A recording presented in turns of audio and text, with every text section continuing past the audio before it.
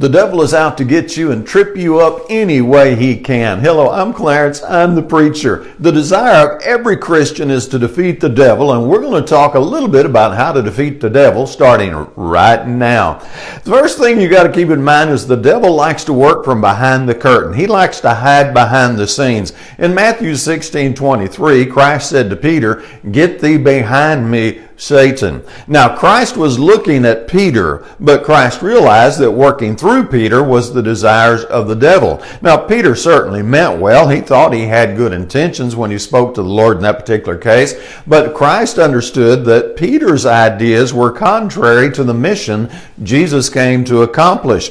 Now, one of the things you and I need to do is recognize that the devil is going to work the same way with us. He is going to try to work through other people. It may be family, friends, even church members, and they're going to try to get us off track. And we have to look through the person and see that it is actually the devil that is trying to pull their strings, whispering lies to them, misleading them, and not take it like a personal malicious attack. If we turn it into a personal attack, then things are just going to escalate. You know how it's going to go, and it's going to get uglier and uglier, and guess who wins? Satan wins. He's got that one down when we forget that he's the one behind the curtain pulling the strings and saying the dumb things and suggesting ideas to other people. So if you can take a breath and look at the people that are frustrating you, and understand this is really just the devil messing with you. And you might not want to say it out loud, "Get thee behind me, Satan," though at some occasions it may be right to be appropriate. But just remind yourself, there's a whole lot more going on here than just what meets the eye. We are in a spiritual war. We are in a spiritual battle. And if the devil can use somebody else as a pawn in your life to mess you up spiritually, he's going to use them. And they may be as good intention and sincere as Peter was, but it was still the devil. And that's one of the tricks to learning to keep the upper hand. Now, another trick, if you can call it that, is just plain out resist the devil. James 4:7 says if we will resist the devil, he will flee from us. The problem is, and let's be honest, sometimes we don't want to resist that much. We look at the direction the devil is calling us in and we go, I'd kind of like to travel that road a little bit. I'd like to walk down there a little bit and at least see what it's about. And once we start down that road, of course, Satan has already won. So we have to have this idea that we're going to set our heart on heaven and we're going to have so totally consumed with the idea of reaching heaven. And I'm thinking Colossians chapter 3, verse 1 and 2, where he says, set your mind on heaven. We're going to be so totally consumed with achieving a victory, that spiritual victory, that sin just doesn't look good anymore.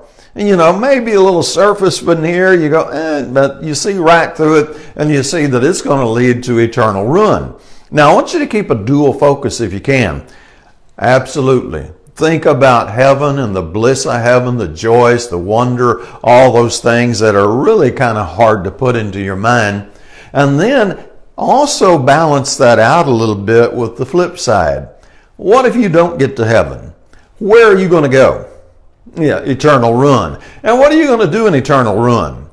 I have an idea you're going to sit around like the rich man did and bemoan the fact that you're there and wish you had lived your life differently. We're going to get in eternal ruin, and one of the biggest pains we're going to suffer is that self-rejection, that self-kicking, that how could I have been such an idiot and lost our focus and let the devil have an easy win. Don't go that path.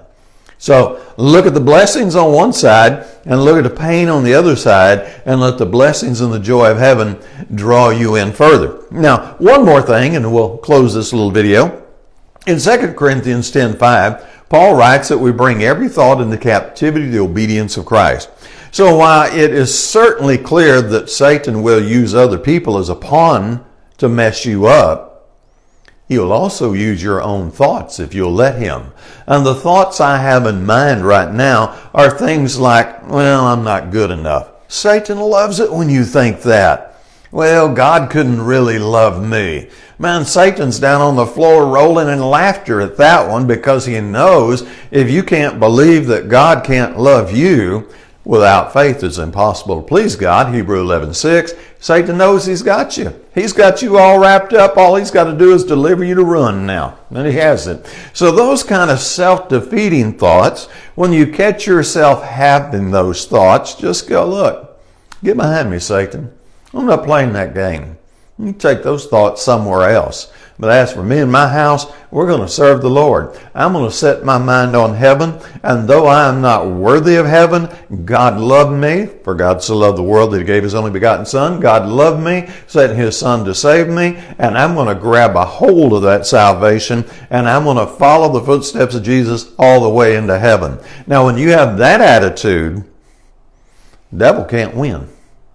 You got it. And that's exactly what you want. Talk about the abundant life. That's exactly it. Hey, put your comments below. Share your questions, either about this video or any other question that you might have. Share this video if you think it might encourage somebody to get their spiritual perspective a little better, because I do believe that together, you and I can make a difference. And as always, I hope you have a great day.